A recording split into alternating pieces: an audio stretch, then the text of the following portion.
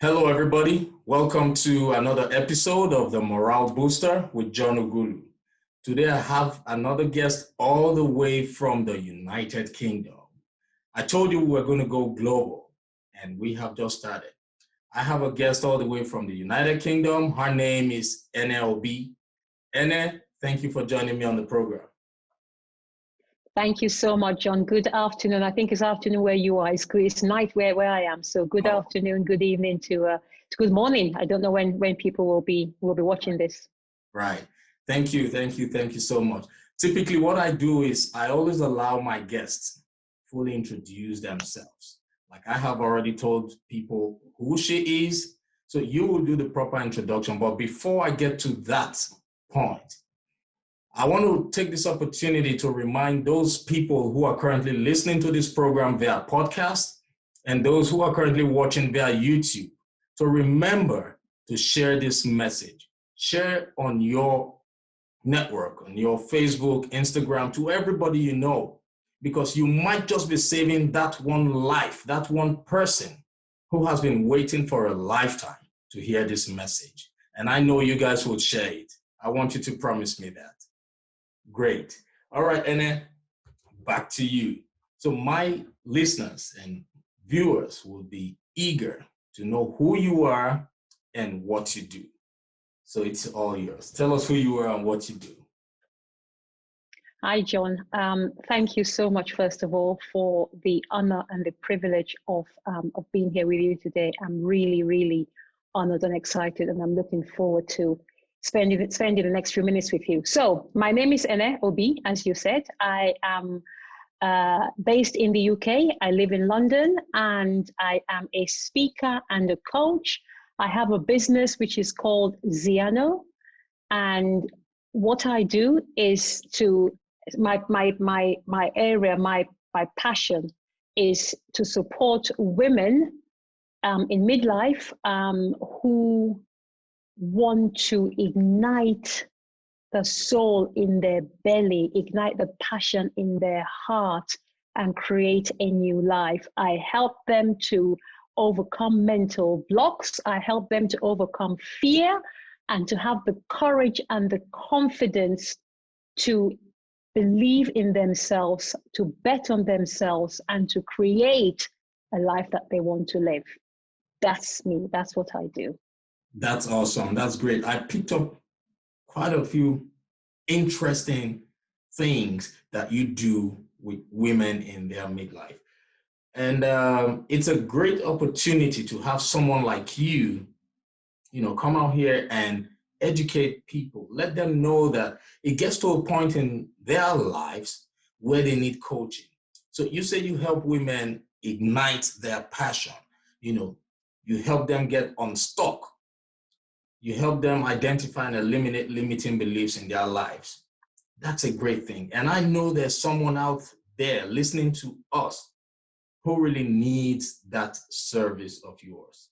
And thank you for what you're doing. Not only women appreciate you, the world appreciates you for that job. Okay. Thank you also. Thank you, John, for what you're doing. What you're doing is very, very important as well. Thank you so much. My pleasure. My pleasure. So I'd like to go to the next question. What motivated you to become an entrepreneur? I know definitely we all start by, first of all, working for an organization. Then we later discover who we are and we want to be on our own. So what motivated you to become an entrepreneur? That's exactly it, actually, John. That's exactly it. It's my journey. It's my life journey that made me decide that there are many people like me who need to hear the experiences that I have been through to help them. So I have worked in human resources for global organizations for almost 3 decades.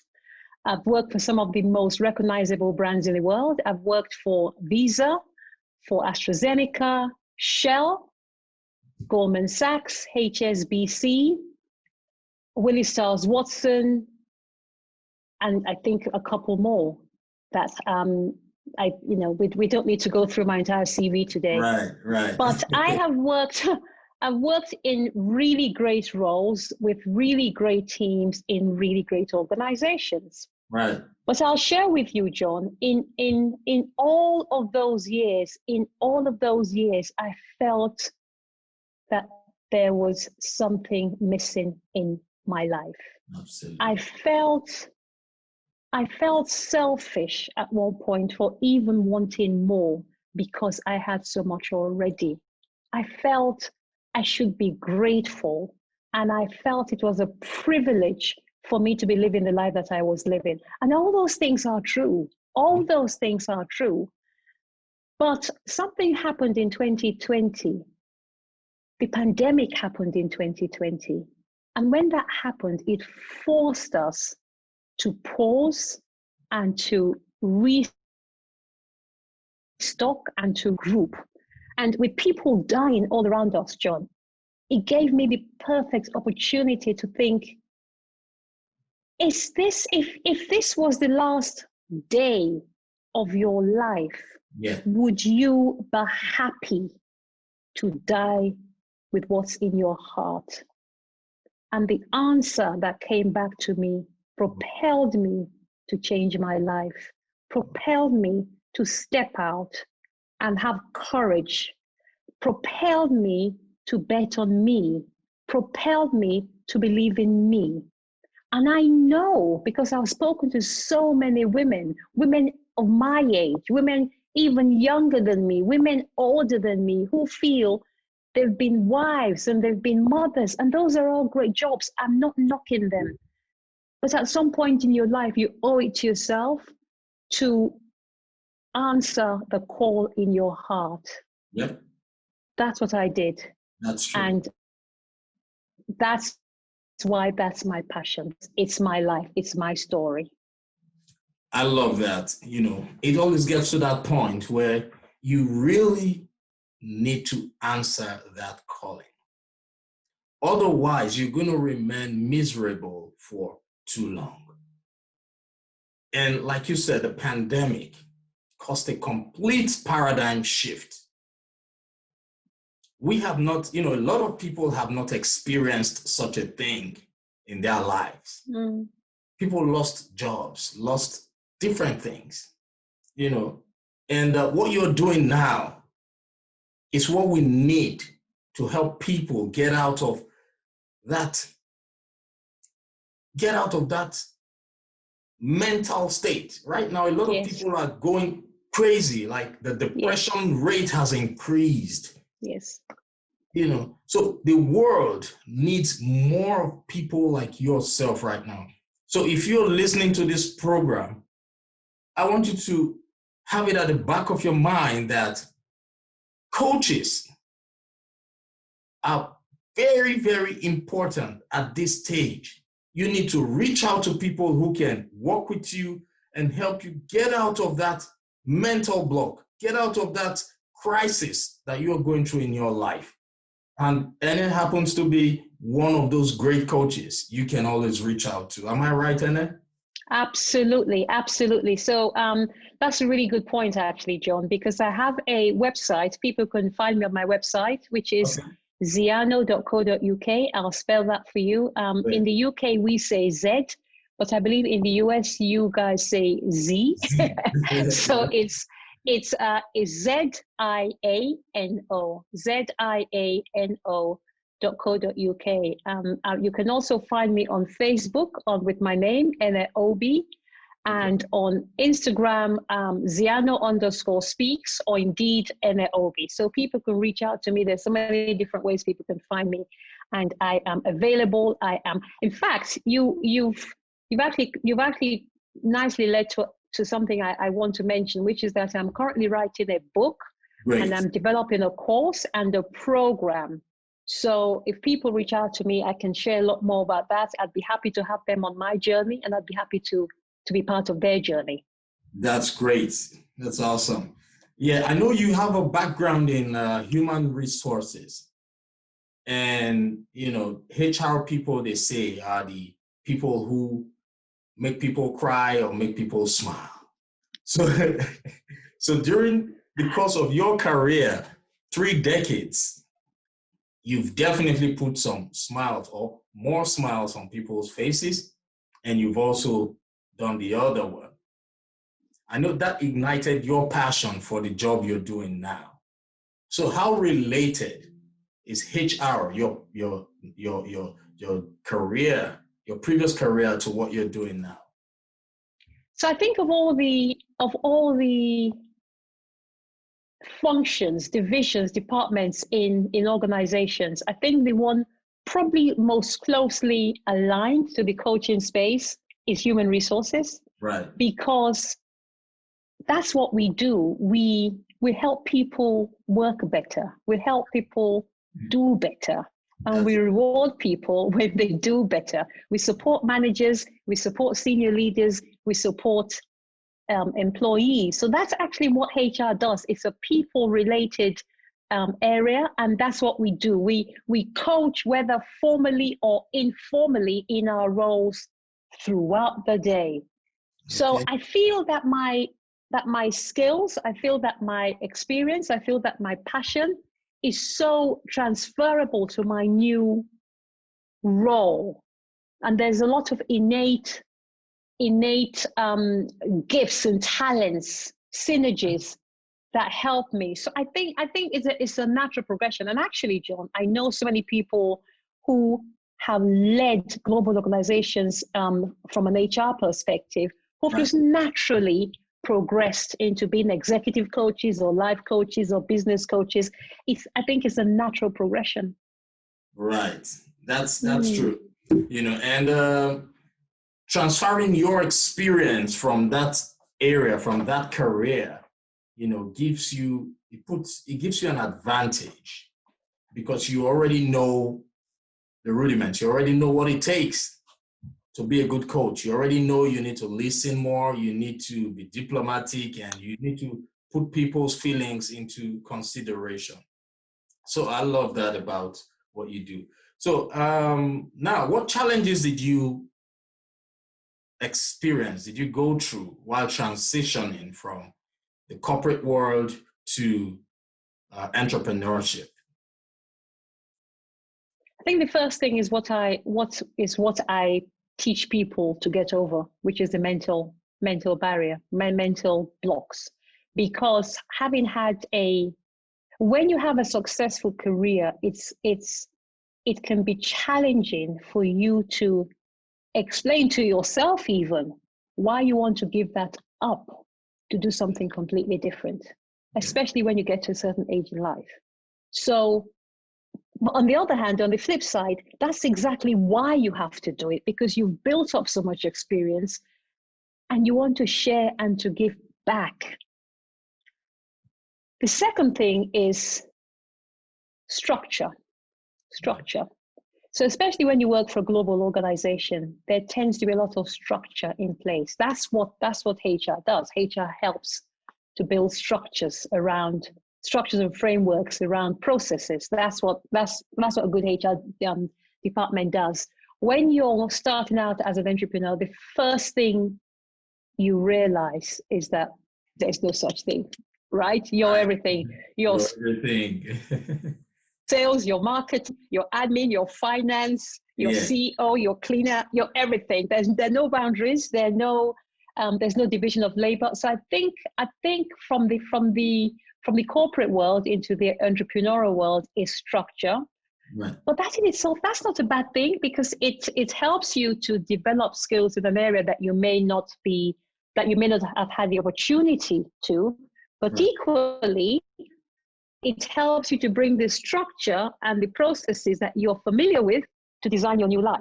Right. So, So I don't think it's a bad thing, but I think it's the first thing that you realize is missing, for me anyway. Okay.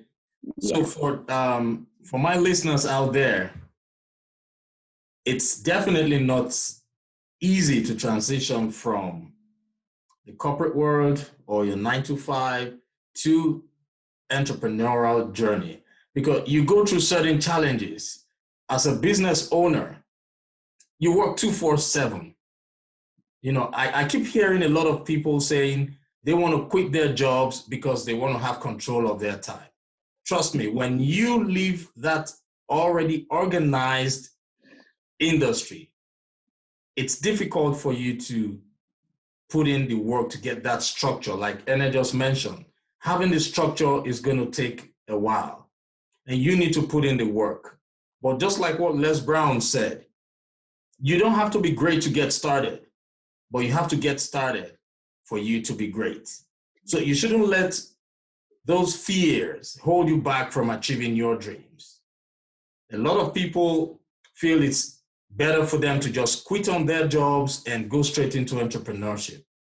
Well, I applaud such people, but I always encourage people to take calculated risks.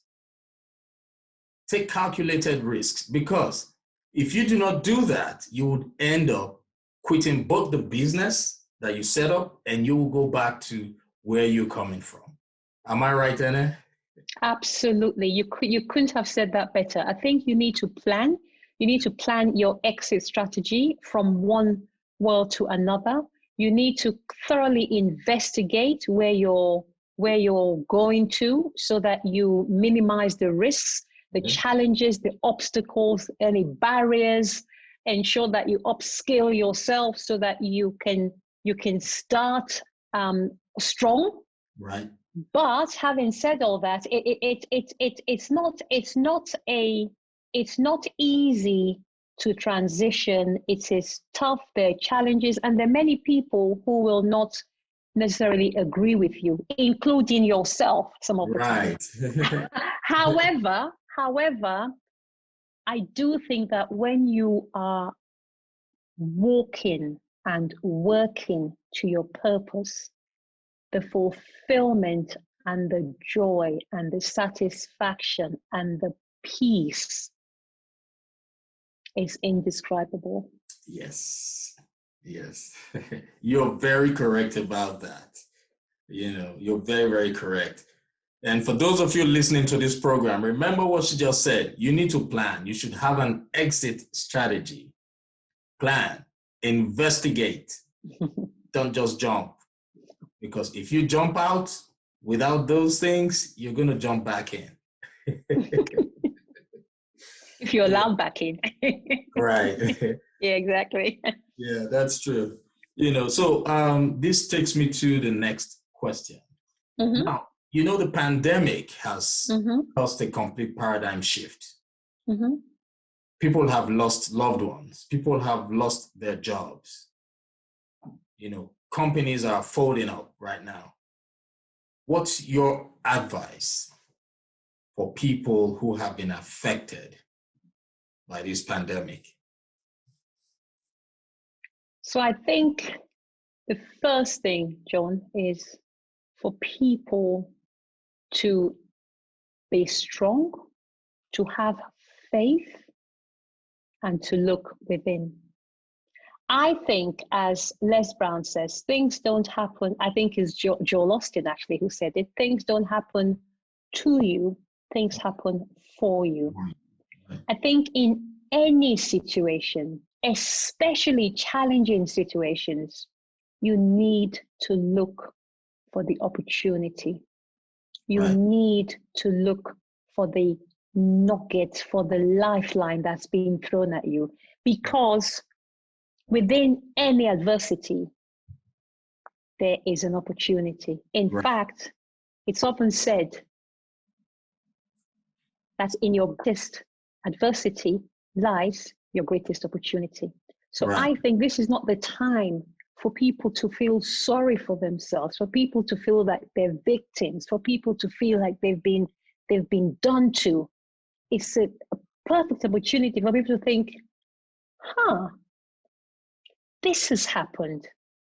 I don't know why, but I do know I will rise above it. So I need to take stock and do what I need to do, gather my tools. Do I need to retrain and do something different? Is this the time for me to do what I've been thinking about? Is this time for me to start a family, to change career, to change where I live, to move home, to move to a different country? Things you've been maybe putting up because you didn't think the time was right. Is the time right now? So it's not about what you've lost, it's about what you could gain and what you can learn and how you can turn this to your advantage. I think actually, John, that a lot of people have used the pandemic as the perfect opportunity to pause in their lives, to take stock, and to press the reset button.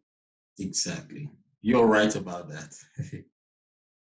You are right about that.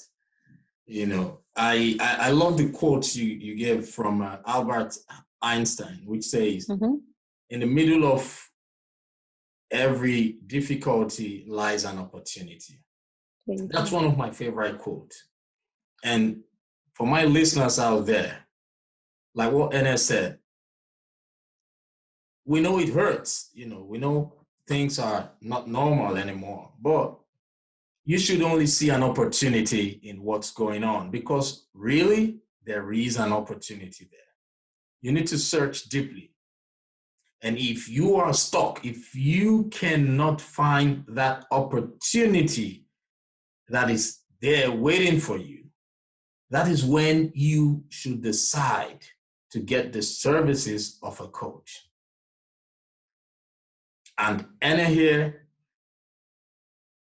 is more than willing to work with you to help you identify and eliminate those limiting beliefs in your life. She is here to act as a non-judgmental sounding board for whatever ideas you've got. She can provide you with the tools required for you to achieve your dreams and your goals. Am I right, Anna? You're absolutely right, and I love the way you put that, because as you speak, I'm thinking of my life. I'm thinking that I stepped out in faith. I gave myself permission to bet on me. I decided that my life, my purpose, was a bigger challenge to lose, not actually try. Does that make any sense? I thought I owe it to myself. I owe it to myself, as Les Brown says, to die empty.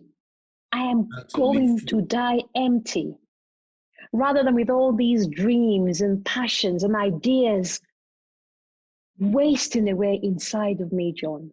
Right. So I think that the pandemic has given us the opportunity to step away from the noise that's been going on around us and just look inwards and just say, oh, who am I? A lot of people don't even know who they are. They don't know who they are anymore. I agree with you 100%. Yes. You know, so just pause and ask yourself, who am I? And as you say, find somebody who you can work with, somebody who you connect with, somebody who resonates with your spirit, who you feel, I want to work with this person and have this person help me to find myself. Because I have been on that journey. I lost myself, John, but I had to take a chance to work on me. So people, your listeners, have to decide to take a chance on themselves. Right. That's a great one. That's a great nugget. If you're listening, she's advising and encouraging you to get an accountability partner. You need to hang around only people who can encourage you to become a better version of yourself. Malcolm X said, "The future belongs to those who prepare for it today." Whether we like it or not, what we're going through right now is a phase in life that would surely pass. The only constant in life is change. So the earlier you start to prepare for the life after the pandemic, the better it will be for everybody. Do not sit down and just wait for things to happen. It doesn't work that way. Les Brown would say, when life knocks you down, try to fall on your back, because if you can look up, you can get up. Let your reason get you back up. Am I right, Ene? Absolutely right. I love what you said at the start. It made me think of the words, this too shall pass. Right. That's one of my favorite. It's a very simple quote, but it means so much to me. No matter what you're going through, It's a this phase. too shall pass. Yeah. Yes. It's a phase. Yes. And it will pass. Same time It next will year, pass. we are all going to be having a different conversation. Definitely. Absolutely. Different Absolutely. conversation. Absolutely. So when people ask me, do you know when the pandemic would come to an end? Do you know when they will get a vaccine? My honest answer is that I don't know. I don't know. But one thing I am certain about is that it's a phase that will surely pass. We are going to be having a different conversation same time next year. So how prepared are you? What are your strategies for the next phase? Are there certifications you need to start obtaining? Are there skills you need to start learning? Do you need to get an accountability partner? Are you still with that person or those people who pull you down? Are you still hanging around those dream busters? Are you still hanging around those people who see life as, just sit down and wait for life to happen? No. This is the time you must make the move. Have a complete paradigm shift. Am I right, Anna? Absolutely, absolutely. So I'm thinking every time you speak, your words are so powerful, John. I think of so many things. So one thing that came to my mind when you started speaking was, again, I think it's Les who says this: a setback is a setup for a comeback. Right. You will have setbacks in life. That is guaranteed. Yes. But how you rise up and how you tackle it and how you say, you're not going to get me, not this time. You picked the wrong one. That is what determines success from failure. That is what gives you resilience, mental resilience. And that is what you can hang your hat on and say, I did this. I built my life. I got through this. And actually, John, your story of what you've been through, what you overcome, is somebody else's survival guide. I think that is so important for us to remember. I agree with you 100%. I love that. I love that. Yeah. Yeah, I love that. Thank you for sharing that. Thank you. I keep telling people that if everyone starts to tell their stories, or if everyone starts to tell people what their challenges are, you who's listening right now, who thinks or feels he or she has the greatest problem in the world, if you start to hear challenges that people are going through, let me tell you what you will do. You will wake up every day and say, thank you, God. You will know Indeed. that there are greater challenges than what you're going through. Indeed. So in every situation, give thanks and motivate those people who are going through the same problems that you are going through. Because Indeed. It just takes your story to resonate with that one person who has been waiting for a lifetime to hear a similar experience. So let your story be heard, but don't let your story hold you down. It is you alone who can make things work for you. So, Annette, thank you so much for those nuggets. I would like to ask you where you see your business in the next 5 years. Oh, wow. Oh, wow. Oh, John, that's a powerful question. So, as you know, we are both working with the great connector, John Tallarico. Absolutely. Who has encouraged us to be limitless in our dreams and our goals. I have a few goals. I have a few dreams. I have things I am working towards. I would love to share a physical stage with Les Brown. Right. That's a great one. I would, yes, I would love that. I would love to be a global speaker, Right. and impactor of people's lives. Right. To share and to give back and to serve and to help people just have courage. Just have courage to say, it's my life and I'm going to live it my way. I'm going to live it on my terms. Right.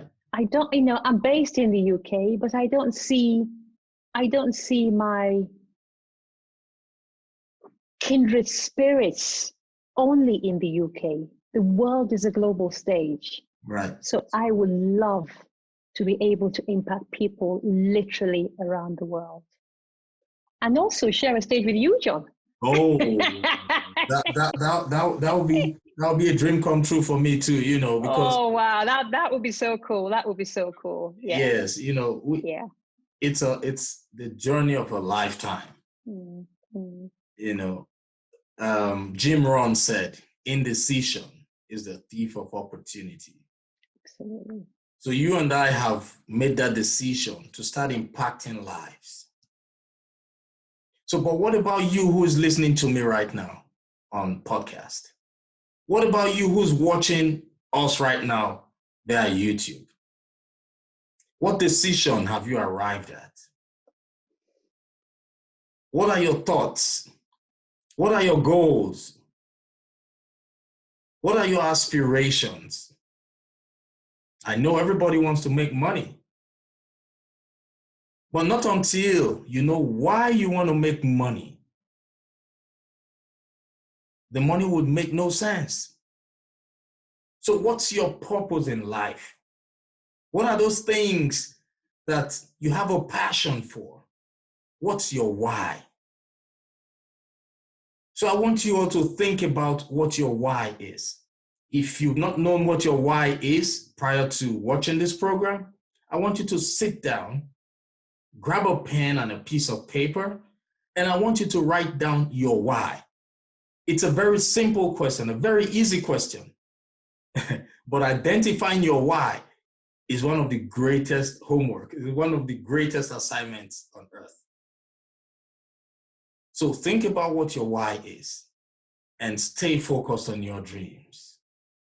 Annette, do you want to say something about that? Yes. Thank you. So what's your why? You asked a great question, what's your why? I want to share with people that everybody was created with purpose, on purpose, and for purpose. Great one. Nobody is here by accident, nobody. But the problem you see, John, is a lot of people, and I was one of them, I know this, I know how hard it is. A lot of times we don't know our why. Yes. Because we don't know ourselves. Right.